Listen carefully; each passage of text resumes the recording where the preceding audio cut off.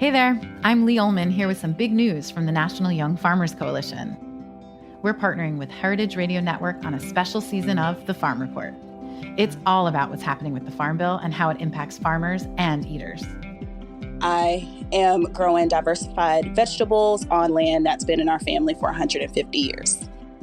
And so with the pandemic, gentrification, property values going up, we had to sell the land and we lost it. Join us as we uncover the untold stories behind this massive piece of legislation that shapes how we grow our food, what we eat, and so much more. The problems we have had, those are things that come from earlier Farm Bill and USDA policy, right? Like Earl Butts, get big or get out. You know, it's my responsibility to know not only what I'm eating, but then like how that all came to be. And realize like, wow, like this piece of legislation, all this money, like it's technically something that I support as a taxpayer. While Congress debates the next Farm Bill, this is not just an invitation to listen. It's a call to action. Be part of the conversation. Subscribe to the Farm Report on Heritage Radio Network, wherever you listen to podcasts. If your restaurant wants to put the best on the table, look for food with the New York State Certified Seal. It's food that is grown right here. Learn more at certified.ny.gov. Hey, I'm Jimmy Carboni from Beer Sessions Radio. You're listening to Heritage Radio Network, broadcasting live from Bushwick, Brooklyn. If you like this program, visit heritageradionetwork.org for thousands more. We talk about food, we talk about music, with musical dudes, finger on the pulse, snacky tunes.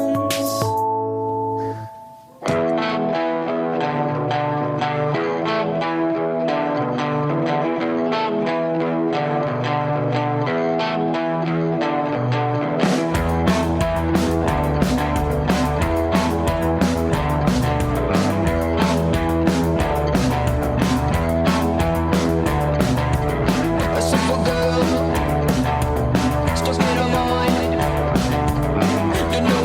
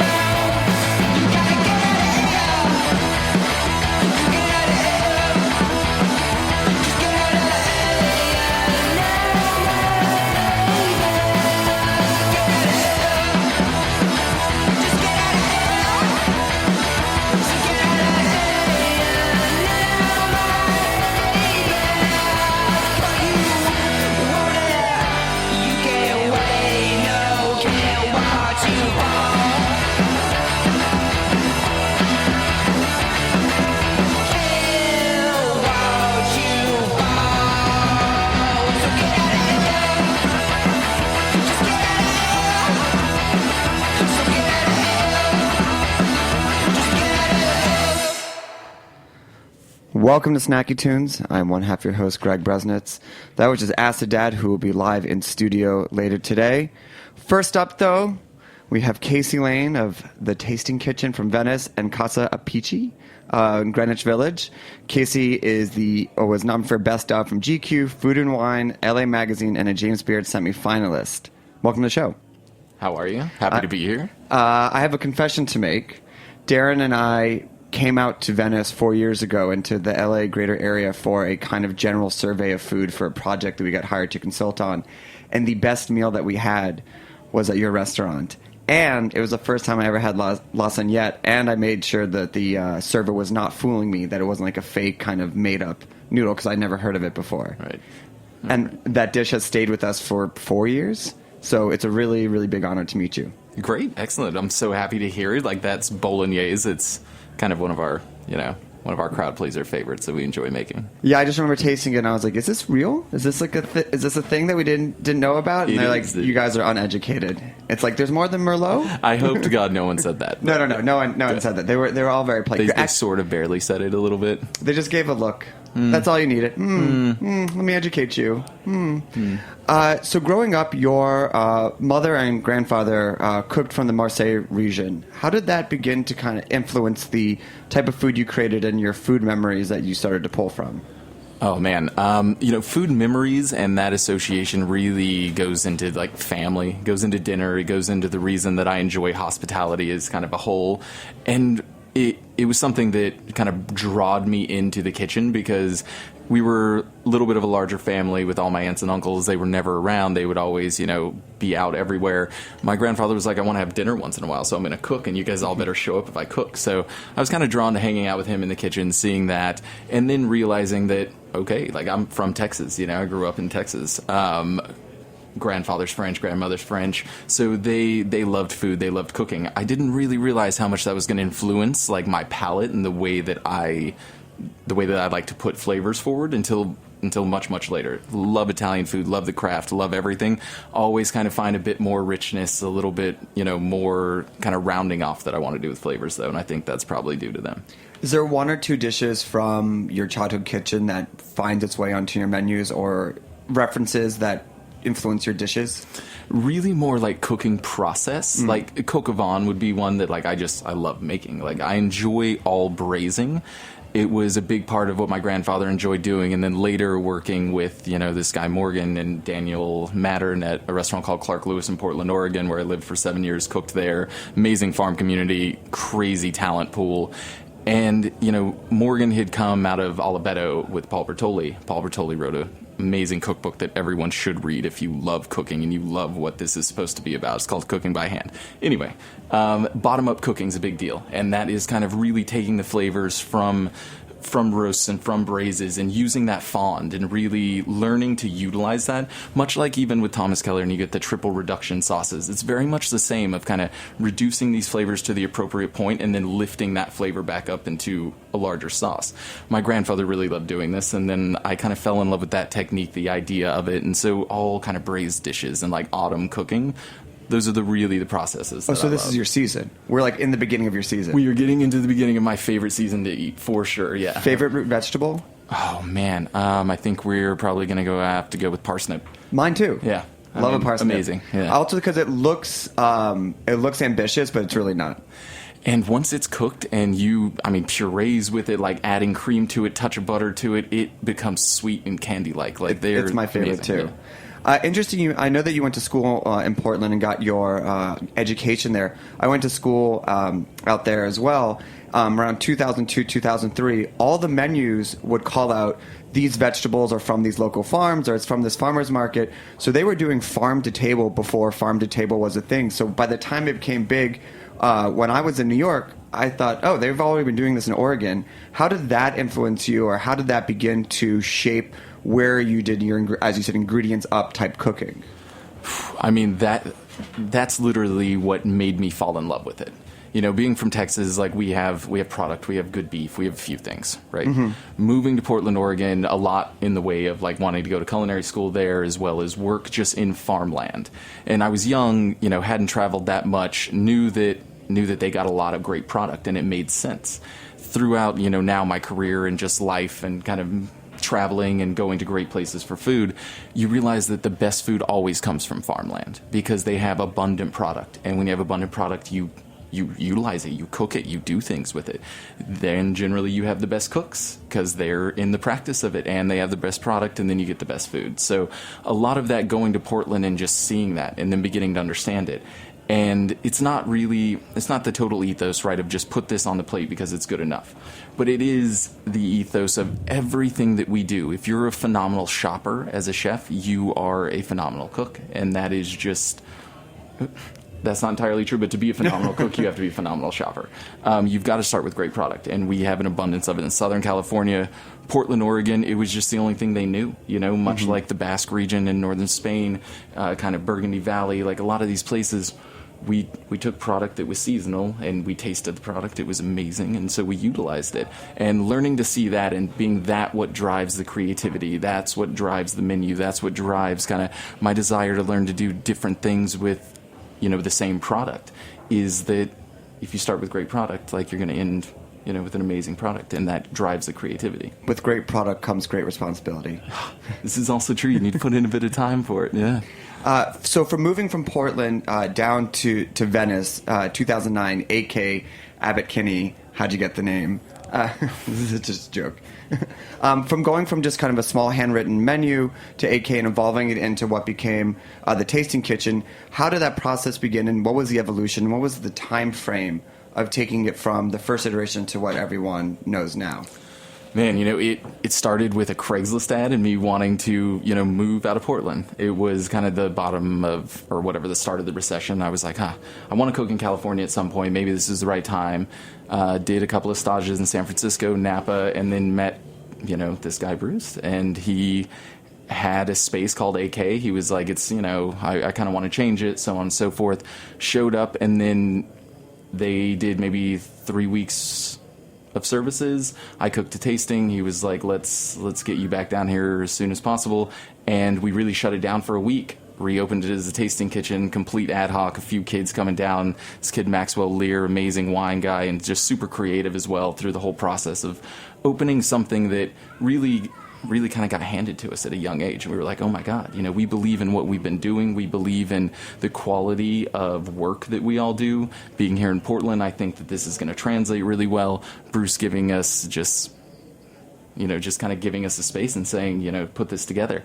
And we opened the Tasting Kitchen on day one. AK had closed down. We reopened it, gave birth to it, did no design, did no, PR, did nothing. We just started cooking and loved the farm, loved the local farmers there.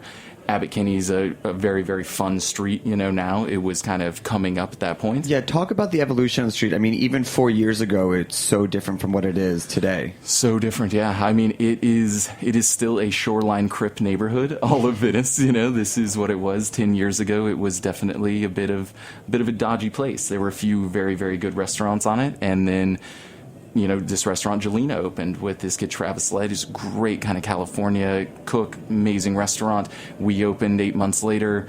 The street kind of started turning a corner, started becoming more of a destination for people, not only for shopping, but now for restaurants, now for bars, now for going out. And it's just really continued to evolve into now, what everyone is like, oh, well, now it's too much, now it's too big. But at the end of the day, it was all us working really hard trying to do something right, that hopefully cultivates that. So you can't be too mad about it. And R.I.P. Auger, which was one of my favorites and one on the tasting as well, which has been there for a long time, too. Yep.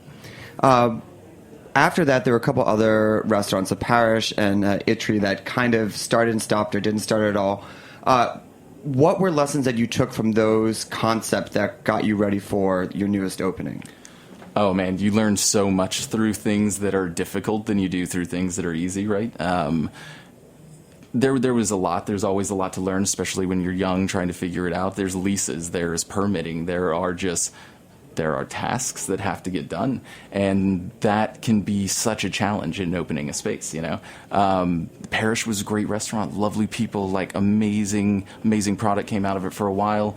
You have to be ready for a neighborhood, and we maybe a little bit early, maybe a little bit off, whichever it was. It was really good. We bought the building, we made some decent decisions, and kind of decided to move on to a couple of other projects. But, Eatery, I would have loved to have done that restaurant. I still would love to have that place. It was just, there was so much permitting, so much build out that was going to delay us a year, and we just couldn't really get it accomplished. So, took a lot of just learning to set it up properly, learning to kind of really iron out all the dots and all the crosses of the T's before you kind of start, and then met a couple of guys who were super cool guys, really became fast friends. They lived out here. We started working on, a couple of projects together, trying to put something together, and we came up with this amazing space in Greenwich Village. And they really help, take a lot of the load off of one person. And we've, kind of had a harmonious relationship. Found Casa Apicii, started finding more people. We found the executive chef, Adam Nadel, fantastic cook, came out of a Voce, worked with Missy, worked at Lincoln with Jonathan Bino right before he came to us, and he's just a great kid. We see kind of Italian cooking, and we see those processes very similarly. We both love product, and I love his passion for what he does. So it was a great time to be able to kind of really partner with someone and start to collaborate on being able to spread the wings a little bit. Okay, well, we're going to take a quick musical break and talk about the new endeavor and more about the team that you put together for it. This is a track from one of our favorites, We Are Scientists, from the first Snacky Tunes live Comp 1 called Nice Guys, and we will be right back on Snacky Tunes. Cheers.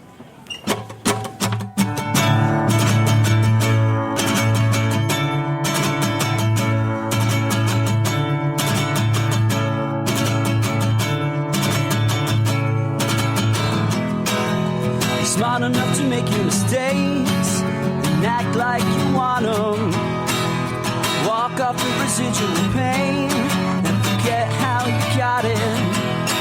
If nice guys finish last anyway, well, that's just your problem.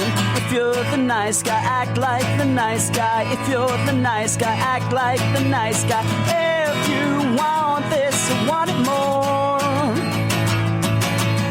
If you want this, want it more. If you want this, I want it more than you. I want it more than you.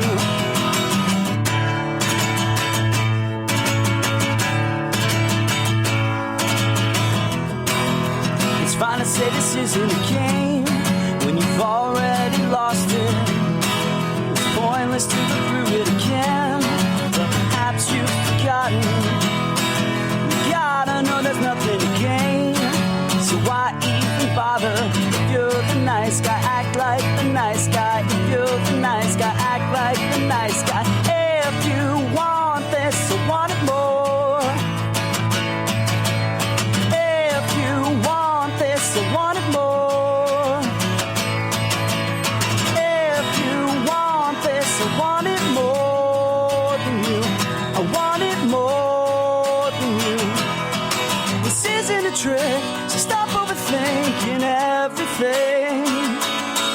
Just finish your drink and stop overthinking everything now. If you're the nice guy, act like the nice guy. If you're the nice guy, act like the nice guy. If you're the nice guy, act like the nice guy. If you're the nice guy, act like the nice guy. If you want this, I want it more. If you want this, I want it more. If you want this, I want it more than you. I want it more than you. I want it more than you. I want it more than you.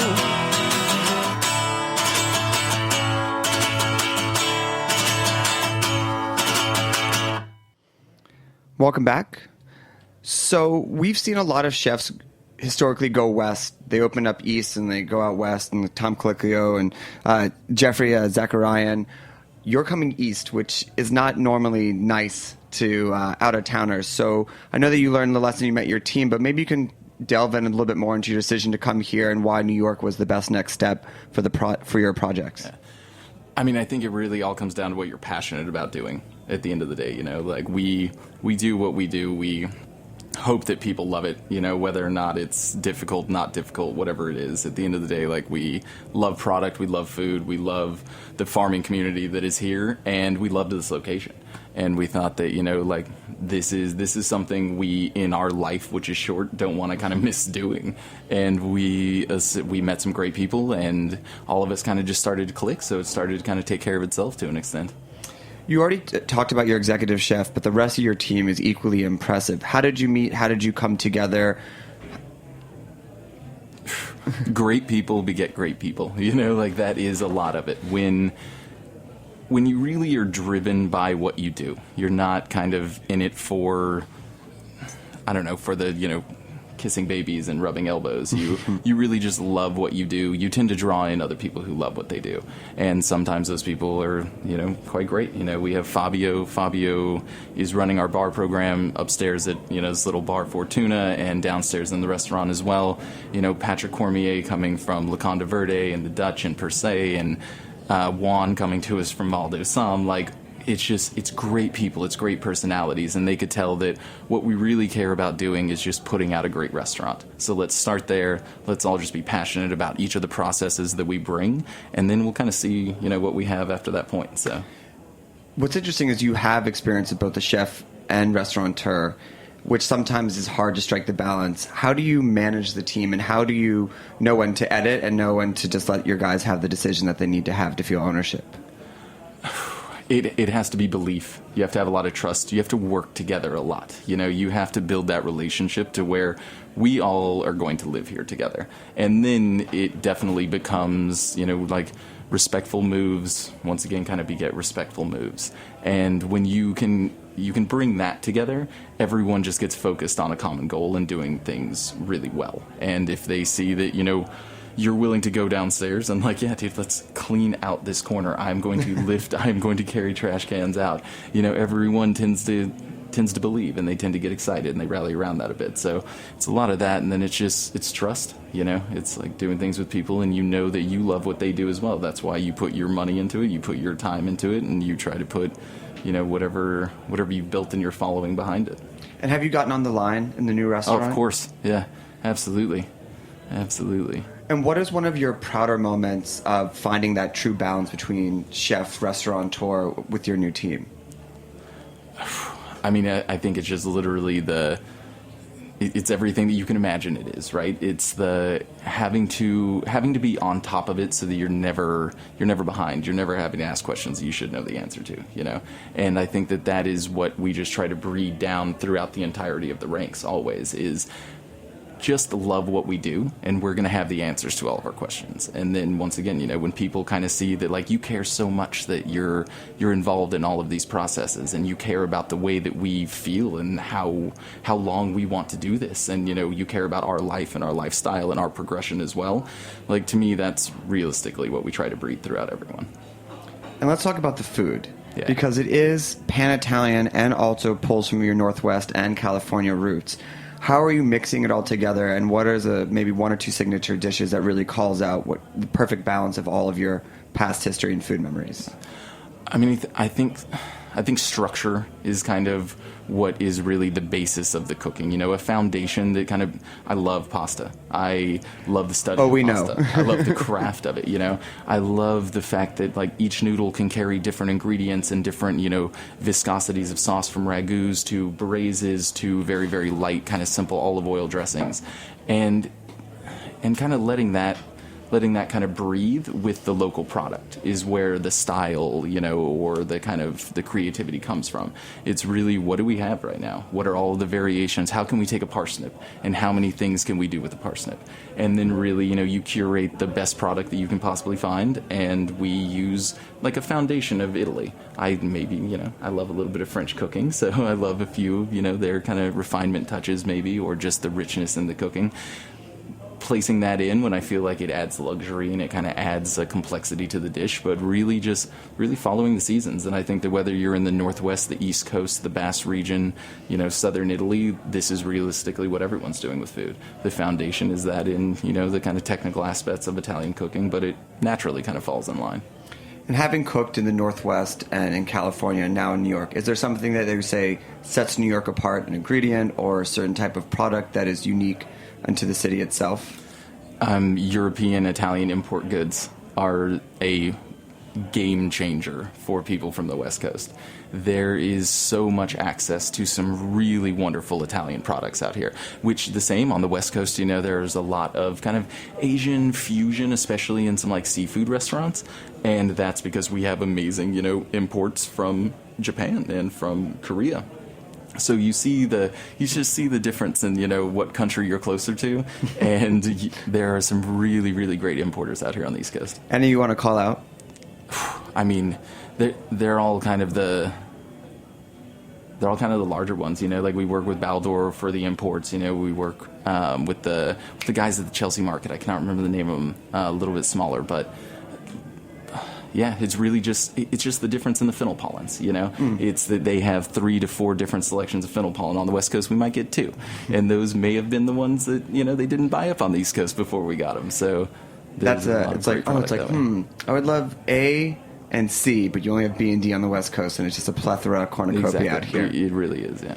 And I know that chef and owners like you don't stop moving, so what is on the future? Heard there's expansions in downtown LA? I'm working to kind of curate and, work with another guy who's been working with me for a long time. This kid, Josh Hurley, he's been the CDC at the Tasting Kitchen for 4 years. He's been there 6 years. We've been open 8. And it's really kind of his time to take on a kitchen, So we are working with a hotel down there and working with Josh and kind of curating a little restaurant together. Any sense of what the cuisine will be? It's going to be a little bit more of kind of Southern French, kind of Northern Spanish cooking. But yeah, long way to go before that. Still got. Well, Casey, I want to thank you for coming by. Where can people find you? How can they get a hold of you? How can they eat at your restaurants? Oh, man. The Tasting Kitchen, Venice, California. Please come by. Casa Apicii in Greenwich Village on 6th Ave and West 9th. We'd be so excited. We hope the hospitality, the food, and just your experience reflects like all the passion that went into them.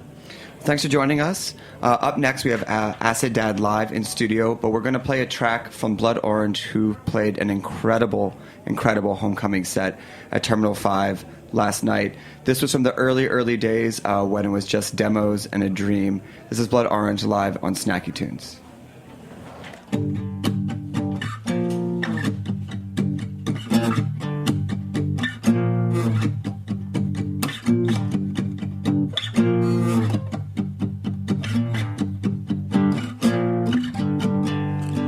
Wake up, tasty trees. Your quilts are incomplete. Lovers stay in bed. Ambivalence, your head. Distance into brief. This mongrel lost his keys. Owner set me free. So the ocean cleans my feet.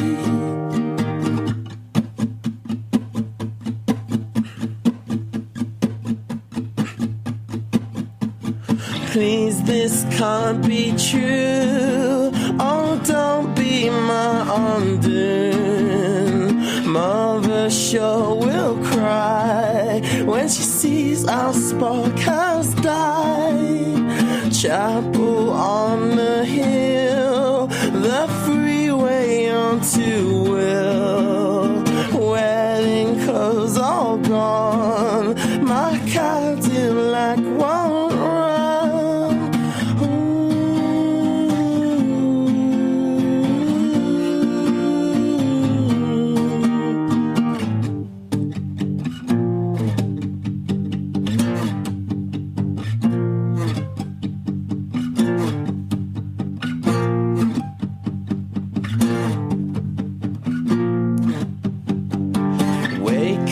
Tasty treats, your quilts are incomplete.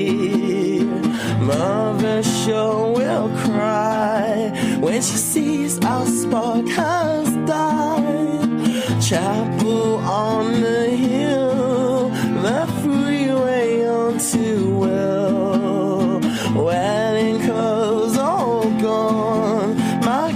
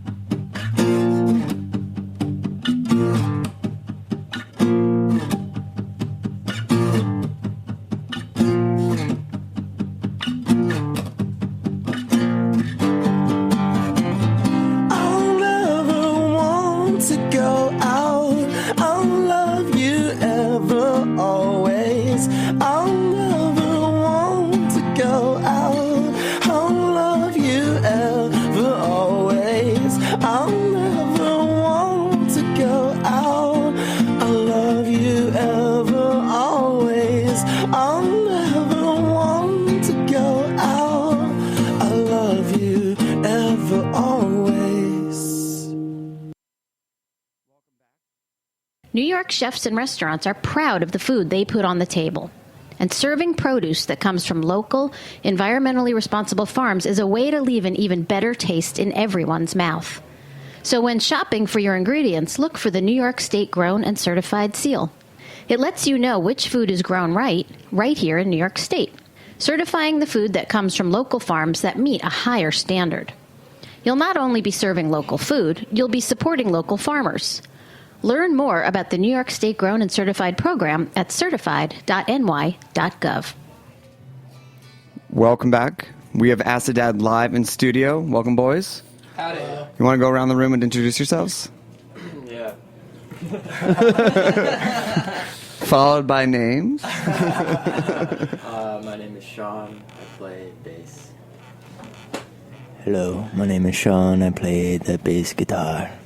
What's up, I'm Vaughn. I play the actual guitar, and I sing. Me llamo Gomez, and I play guitar. I'm Kevin, and I play drums. So you guys got the number 3 hardest working band in 2015. Number 1 was Pill, who was on a few weeks ago. How did you decide to play so many shows in New York City when some bands feel that restraint is the better way to go? I don't know. We don't fuck around. It's really Kevin. Kevin Walker does. He's a big promoter. I'm a promoter. I just threw us on all like the good bills and like cheated, and so we didn't ever open a show. Because music is fun, right? What else would we play, right? That too. Yeah. But now we're sick of doing that. Oh, really? We're chilling. We're like writing every day instead of playing a show every day. It's like we're getting better at playing music, and it's amazing. What kind of lessons do you feel that you learned from playing that many shows in the year, from both yourself and from the other bands? Something is always going to go wrong, and be prepared for it. Including your school education. That was a direct side effect of playing that many shows. And favorite venue to play in New York, or the one that was most receptive? Babies. St. Yeah. Vitus. I love Babies. Yeah. Shout out to Billy. Billy Jones. Billy Jones. Shout out to Ben Brock Wilkes too. Yeah. Billy, who's been on here in the past. So how did you guys meet and come together? Danny was a waiter at this restaurant. Which restaurant? Testo. And basically me and Vaughn were already friends. And we had a mutual friend who brought us to the restaurant. And Danny was serving us, what are the drinks called? Some nice limoncello. Shots. Yeah. And he was like blasting BJM. BJM, and there's a lot of good shit. And we just when the restaurant closed, we just stayed there and we're smoking cigarettes and drinking limoncello, and then we became friends. Taking a little too much advantage of the place, but. And we found Sean on the sidewalk. Yeah, Sean was a good friend of ours, and we went through actually a lot of bass players that year. We were playing so many shows. It was a lot of work. You couldn't keep. Yeah. Lucky number 7, right? Yeah, no, number 6. Lucky number 6. They couldn't hang, so it was just like a trial period. Pretty much. I mean, some were better than others. I miss a couple of them. Juju. I don't miss some of them, but hey, that's the art like of the game. 1, 2, and 3. You know who you're talking about. 4 or 5. I'm not going to go into that detail. Yeah. But I will say, if Julian, if you're listening, I miss you, bro. I miss you too, man. Can we hear a song? Yeah. What are you guys going to play first? This is our first song off our first EP called Don't Get Taken.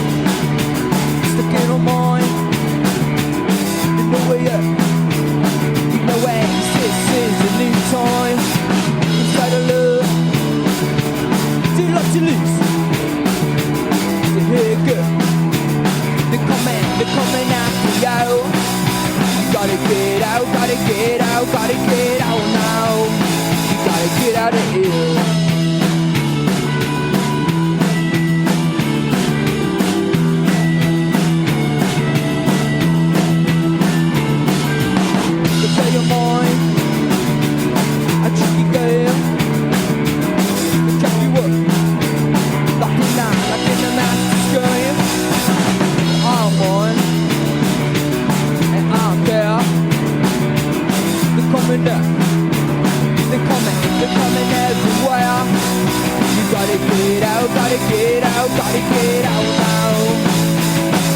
You gotta get out now. Yeah, you gotta get out of here. Get out of here. Get out of here now, my baby. Get out of here.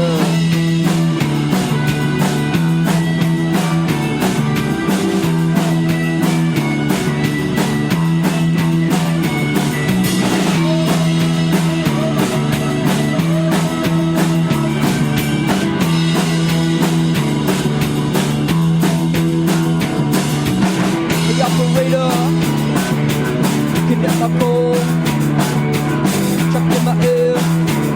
You can break this wall. I think they care to hear speak. They're coming up. They're gonna take it all. You gotta get out, gotta get out, gotta get out now. You gotta get out now. Yeah, you gotta get out of here. So get out of here. You get out of here now, my baby. So get out of here. You get out of here.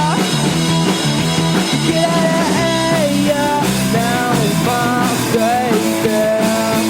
But you want it, but you can't wait. No, can't watch you fall.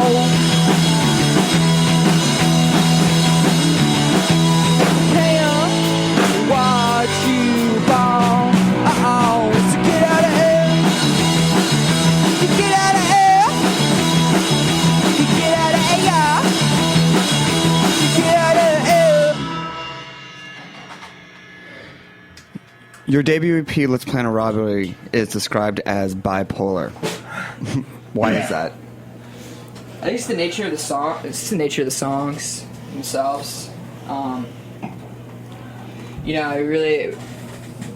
We have such a. Every member of this band really brings something special, and it's a different taste. And so we're still doing this today. We're just figuring out what really works best, and especially making a record, you have balancing all these different sounds, all these different influences that we have. And so the EP was literally the 4 songs that we thought were best, but the nature of those 4 songs is that they're all a little bit different. And so there's this punk element and there's this psych element. Your influences, you can hear them as Brian Jonestown's Massacre and Lou Reed. Lou Reed obviously being of New York mindset. How does that weave into your writing process, into the topics you go after in your songs? I'd say someone like Lou Reed kind of teaches us to do more with less, and kind of also put some truth into lyrics and things like that. I think it's our responsibility to kind of talk about things that are real and not fairy tale land that we don't live in. So what's a good example of a real lyric? I mean, just anything from getting taken to that first song is just. I mean, I'm from the South. I'm from Nashville, Tennessee, and I grew up with just the songwriting element in song. It's not songwriting, the storytelling element in songwriting, and they're just kind of fictional worlds and fictional situations that I think that are fascinating to me, and it's the best way for me to describe them is through a song. Yeah, for example, the last song on the EP, Shoot You Down, is just basically about a song called his woman cheating on him. I mean, it goes back to an old blues tradition, but it's something that real and happens. I think Danny's more nonfiction, Vaughn's more those storytelling. Most of my songs are totally Danny, your sister's kind of like Louis Street. Yeah, Sister's about these kind of drag queens that we used to hang out with at this bar called Don Pedro's. Yeah, no, totally. That was a block from Testa. That's what we'd do after we leave the restaurant. We go to this. After a nice night of limoncello, you went up to Don Pedro. There was this thing called bath salts every Monday. Mm-hmm. It went for 10 years. It just ended about a year ago. Yeah. But that's where we'd be a lot of friends like Boot Blacks, those guys would always be there. Yeah, all my goth friends. Yeah. And then we'd be screwed in class on Tuesday. Where'd you guys go to school? Or do you still go to school? I dropped out of NYU. Okay. I dropped out of the new school. I just started back at NYU. And I graduated. Yeah. Congratulations. Yeah. And so moving on from the EP, and you're working on your debut LP, has anything changed or evolved as you guys have been together longer? Things that you refined, things you're doing, more with less. We have Sean now. Yeah. He's gotten more comfortable with number 6. Sean's been writing a lot of songs, and we're actually about to play one of his songs right now. Yeah. And that's probably the biggest thing that's been changing right now is getting Sean up on the vocal mic. And even Kevin said he wrote a song this weekend. Kevin's been writing songs too. It's like you can have 4 songwriters or only like 1 or 2, but like if you can have more, you're gonna be a better band. It sounds like a real band. Yeah, it's been like a songwriting fiasco the past couple months. We're just like, how many songs can we fucking write? Yeah. And then what do you think, even though you're still in it, what do you think the refinement process will be to narrow it down to the final LP? Label shit. I don't know. I don't know. I mean, we'll know which songs are the best, and the best songs will be on the album. What side of the bed we wake up on? All right, well, Kevin, let's hear your song. Who we wake up with? Yeah. Let's get you up on that microphone. Yeah. Ukrainian or Polish? Oh, gosh. All right, this is a song called Dissin'.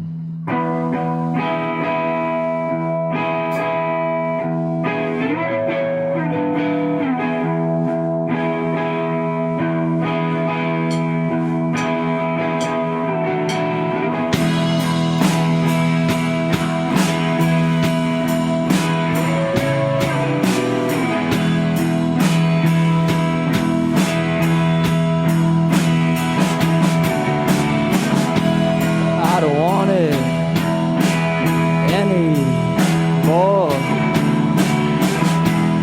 I don't need you knocking on my door when you're dissing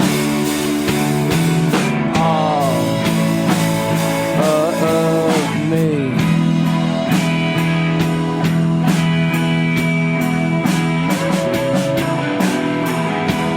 Take a picture, hang it on your sleeve of the record you keep on me, and just light it and watch it burn.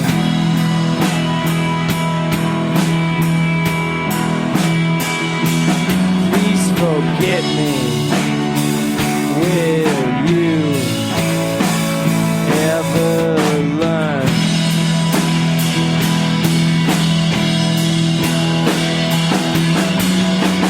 I don't want anyone.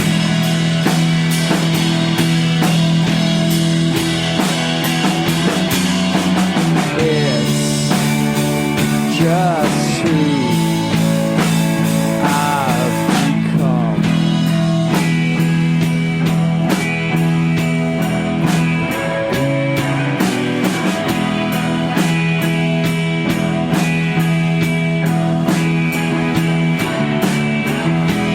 you know me, I know you. There is nothing left to prove. You're like a crouton reaching for the higher shelf.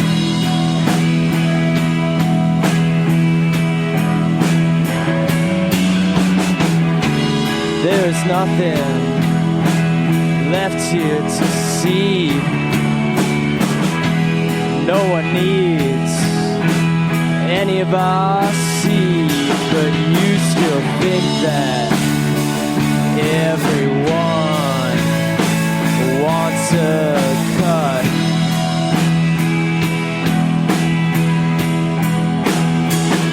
Ah, honey, that door has been shut.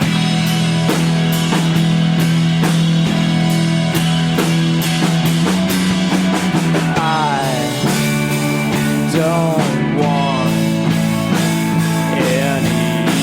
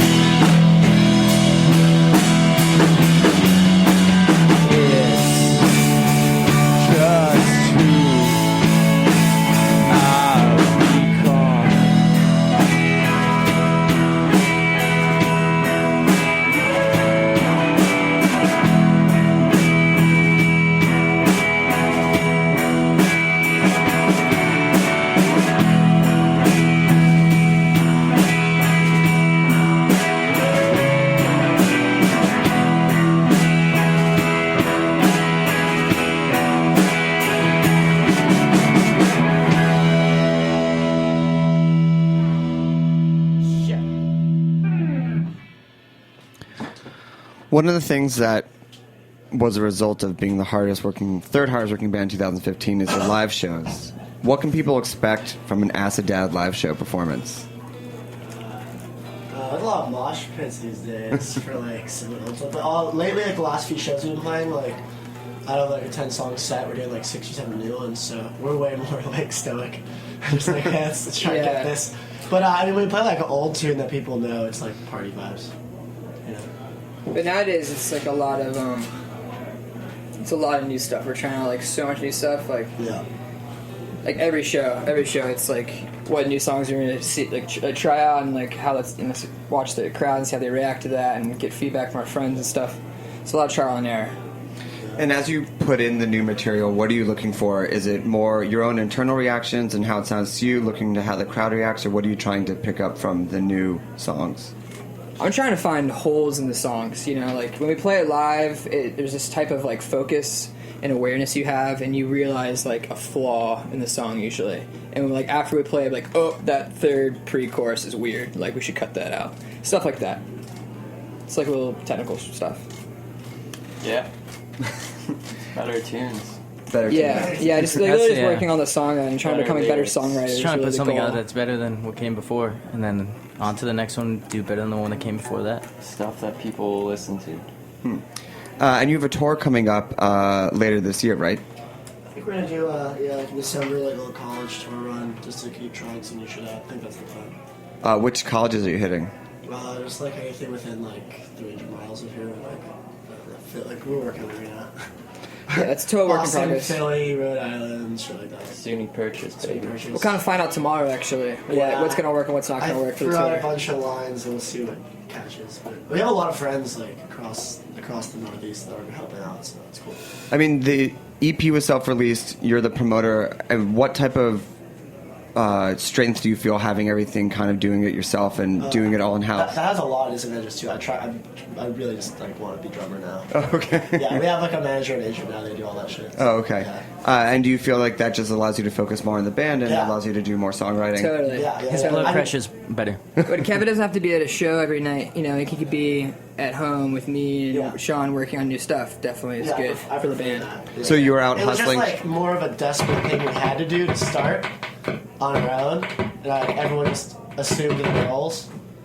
But now, like, what the fuck is that? I don't know what the fuck it is. Now with like, Welcome to space. Oh my god. It's not the amp. Is that your amp, guys?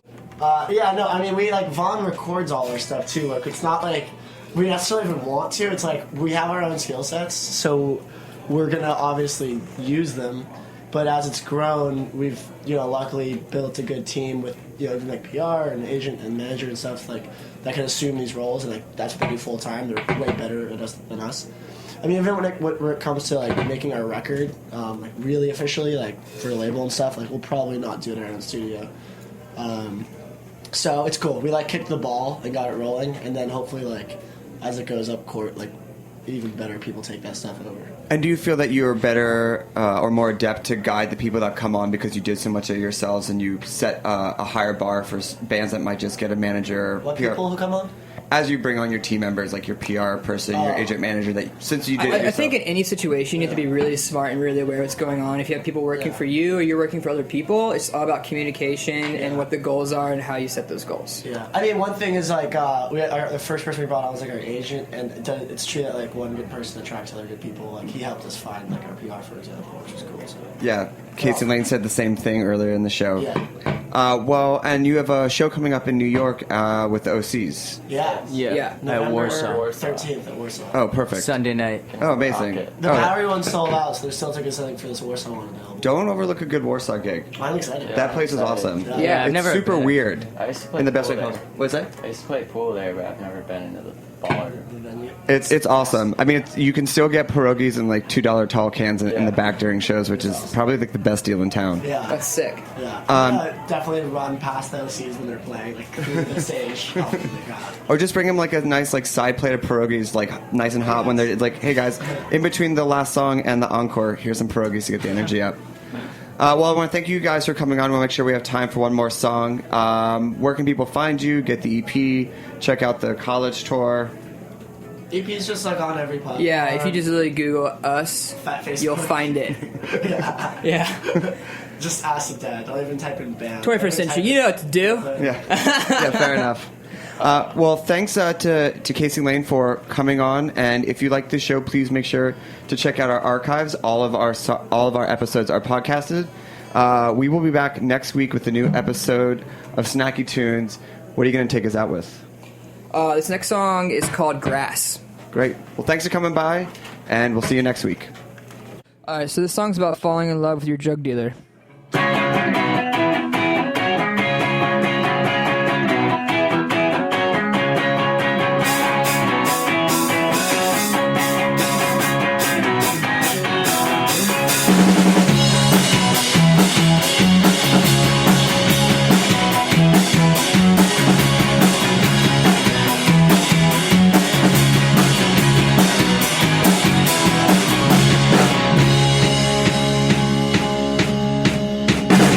Walking for miles, I've been walking for days, looking for that lady that would only amaze. She stands real tall in a long black dress. She's a real cool lady who sells that grace. Who sells that grace. Who's that lady, beautiful lady, something about her, yeah. She's up 6 stories, up 6 flight stairs. Got a 6 black cats that will take you there. She likes to dance, she likes to tango. For that lady saying let it all go. She said let it all go. Then who's that lady? Who's that lady? Beautiful lady, something about her, yeah, but you know. Yeah, you know.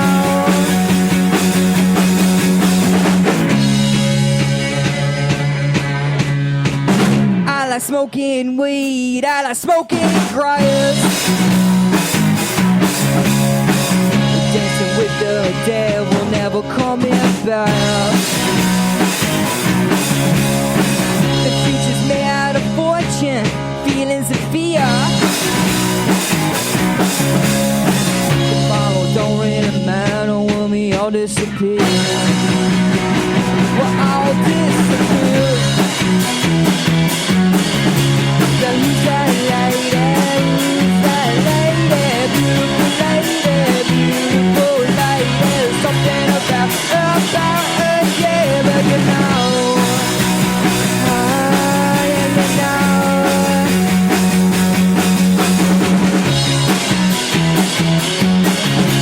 Who's that lady,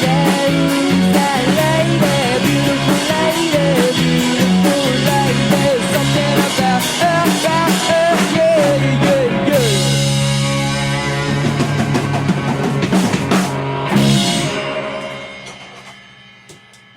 We talk about food, we talk about music, with musical dudes, finger on the pulse, snacky tunes. Thanks for listening to this program on heritageradionetwork.org. You can find all of our archived programs on our website, or as podcasts in the iTunes Store by searching Heritage Radio Network. You can like us on Facebook and follow us on Twitter at @heritage_radio. You can email us questions at any time at info@heritageradionetwork.org. Heritage Radio Network is a non-profit organization. To donate and become a member, visit our website today. Thanks for listening.